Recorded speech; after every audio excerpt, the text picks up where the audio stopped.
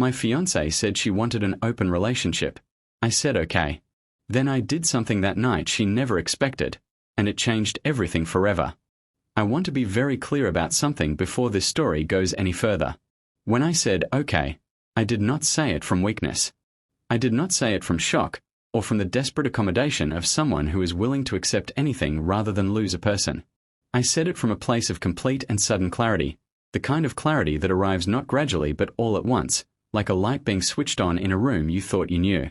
And what that light revealed, in the 2 seconds between her sentence and my response, was everything I needed to understand about where we actually were, where we had been for a long time, and what I was going to do about it. My name is Connor. I am 32 years old. I work in commercial law, contracts, negotiations, the careful management of situations where what people say and what they mean are often significantly different things. I mention this not to seem impressive but because it is relevant. After 6 years of professional training in the precise interpretation of language and intent, I had somehow managed to spectacularly misread the most important relationship of my personal life for the better part of a year.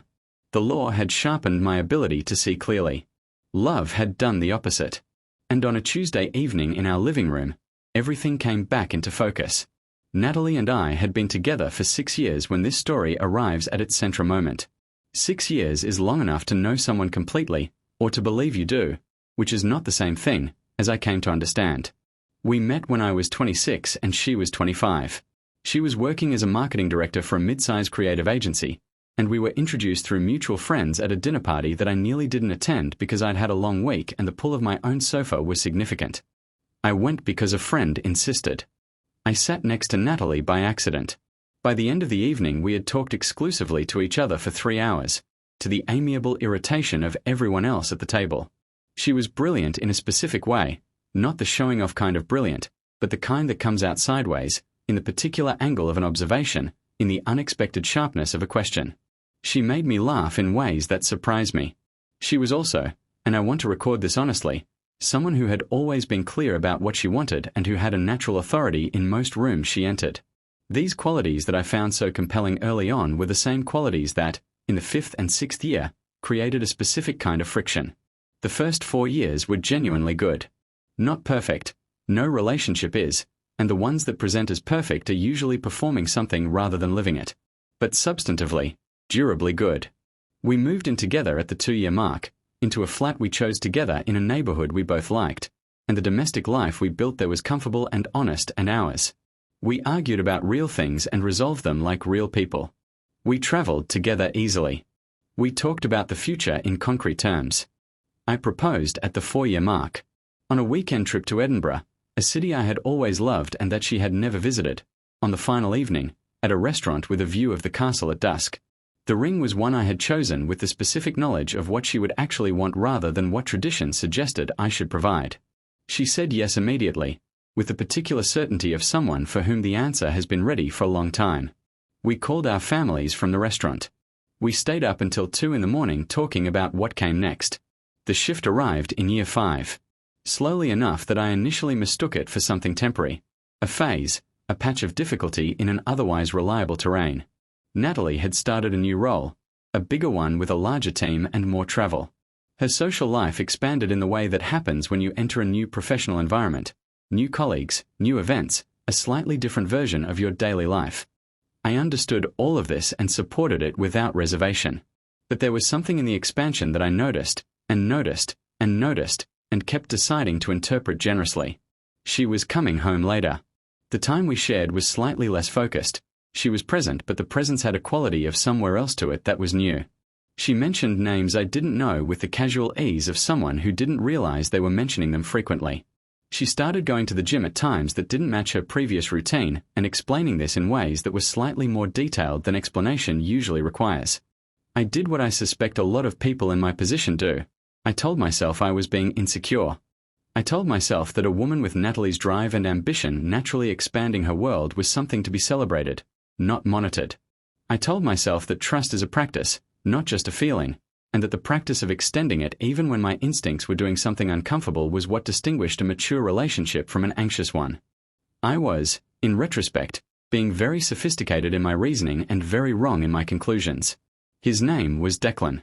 He was a creative director at a firm that worked with Natalie's agency on joint projects, which meant their professional orbits overlapped in ways that produced natural and frequent contact.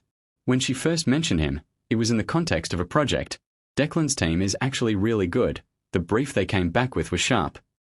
I absorbed this without significance. But Declan kept appearing. Not always explicitly, sometimes just as an atmosphere. She would come home from a work event with an energy that was slightly elevated in a specific way, the way you are when something has pleased you that you're not quite ready to talk about. She would mention something funny someone had said and then catch herself and attribute it vaguely to someone at work. She started paying more attention to how she looked on days she had joint meetings. None of these things, individually, constituted evidence of anything. Collectively, they constituted a pattern that I was actively choosing not to read. I raised it once, carefully, without accusation, framing it as what it actually was, which was a feeling rather than a conclusion. I said, "I've noticed you seem a bit different lately. A bit distant. Is there something going on that we should talk about?" She said, "I've just been stressed with the new role. You know how I get when I'm in a transition." I said, "Yes. I just want to make sure we are okay." She said, "We are okay." She said it with the warmth and directness I had trusted for 6 years. I believed her. I made myself believe her. For another 4 months, nothing was said. The pattern continued. The absences, the elevated evenings, the sense of a life being conducted in a parallel register that I wasn't fully part of. I kept choosing trust over instinct. I kept reframing. His name was Declan. He was a creative director at a firm that worked with Natalie's agency on joint projects, which meant their professional orbits overlapped in ways that produced natural and frequent contact. When she first mentioned him, it was in the context of a project. Declan's team is actually really good. The brief they came back with was sharp. I absorbed this without significance. But Declan kept appearing. Not always explicitly, sometimes just as an atmosphere. She would come home from a work event with an energy that was slightly elevated in a specific way, the way you are when something has pleased you that you're not quite ready to talk about. She would mention something funny someone had said and then catch herself and attribute it vaguely to someone at work. She started paying more attention to how she looked on days she had joint meetings.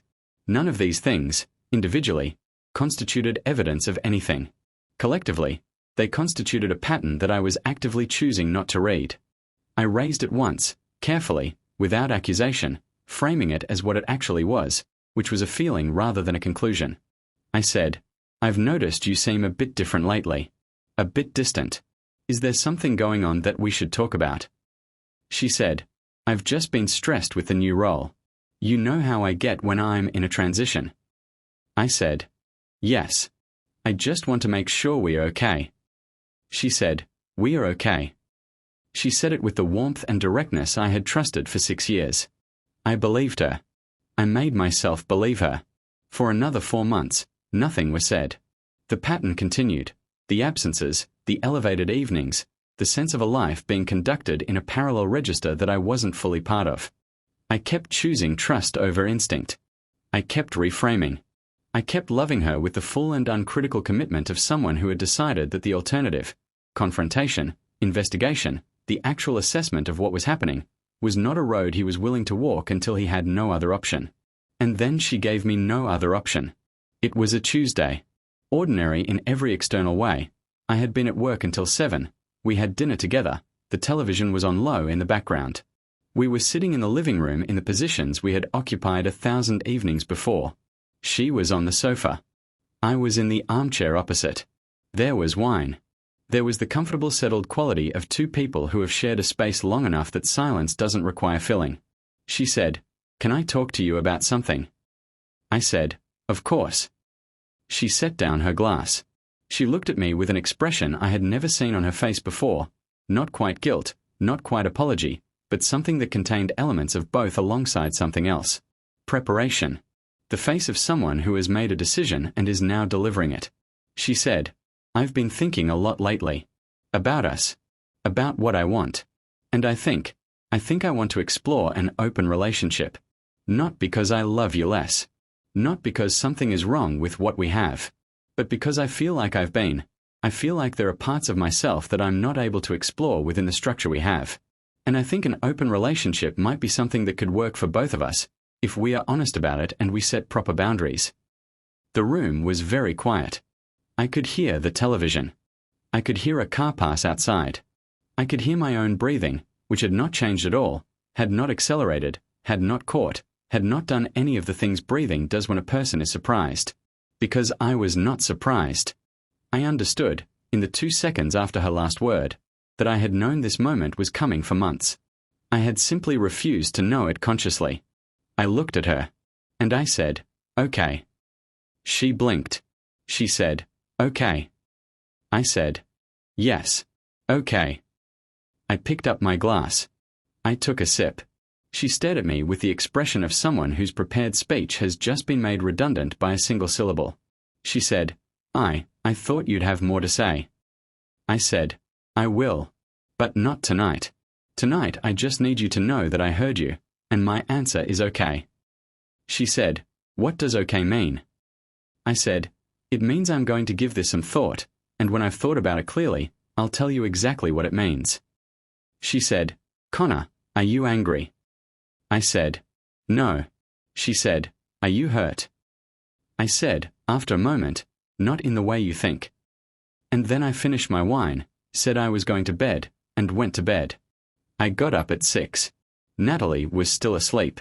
I made coffee, sat at the kitchen table, the same kitchen table where we had planned our engagement, where we had talked about what city we wanted to raise children in, where we had assembled the furniture for the flat on a Saturday afternoon 3 years ago with the particular joy of domesticity chosen freely, and I made 3 phone calls. The first was to my solicitor, who was surprised to hear from me at 6:15 in the morning but listened carefully and confirmed what I needed to know about the tenancy arrangement for the flat, which was in joint names, and what the practical steps looked like if that needed to change. The second was to my mother, who answered immediately. She is someone who answers immediately, and who said very little except, "I know, love. I've been worried about you for months." That was, without question, one of the harder moments of the morning. The third was to my closest friend, Dom, who said, "Tell me what you need." I told him. He said, "I'll be there at 8. I did not sleep. I lay in the dark.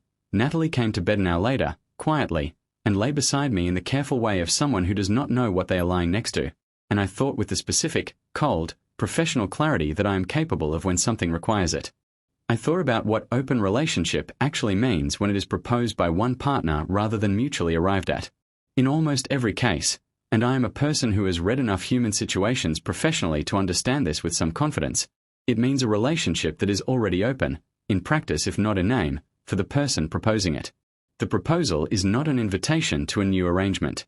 It is a request for retroactive permission for an arrangement that already exists. This is not always true, but it is true often enough that it deserves to be the first hypothesis rather than the last.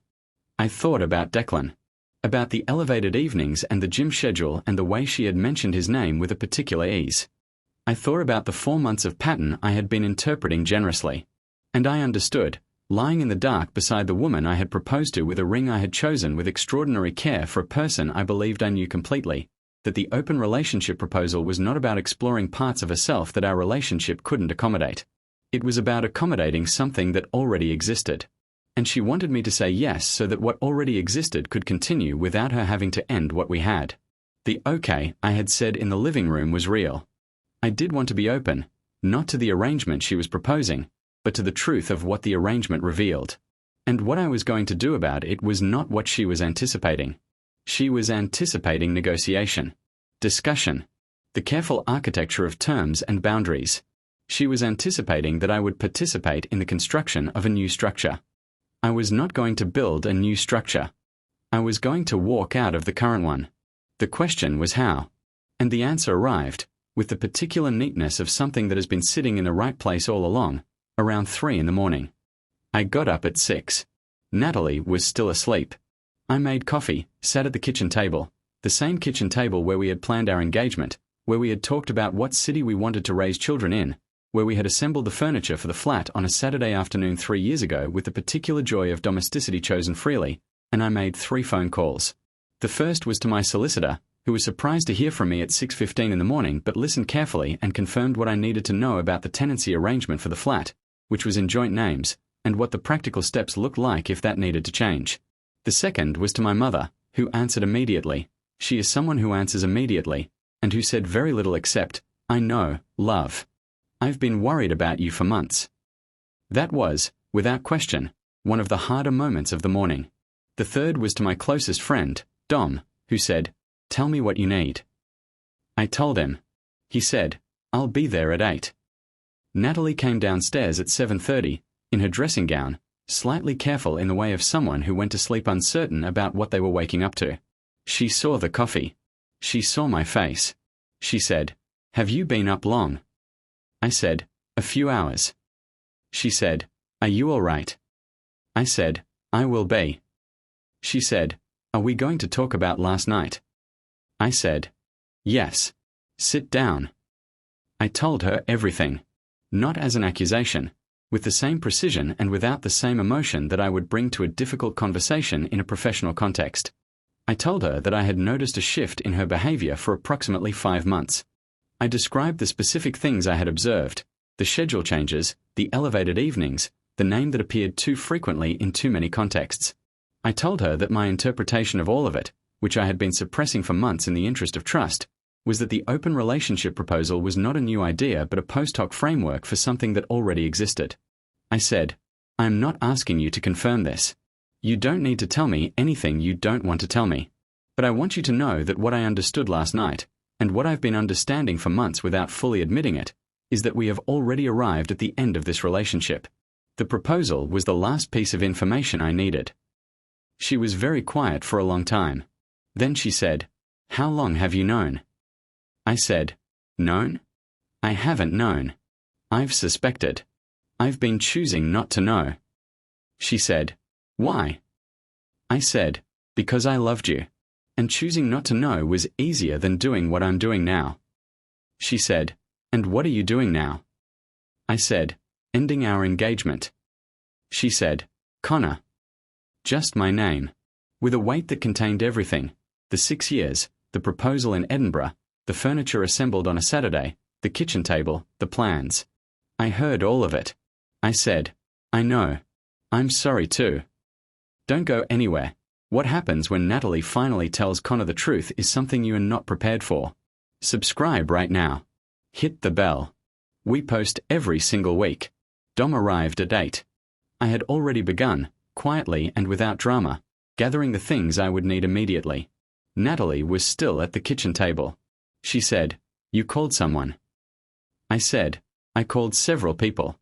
Dom is going to help me with some things today."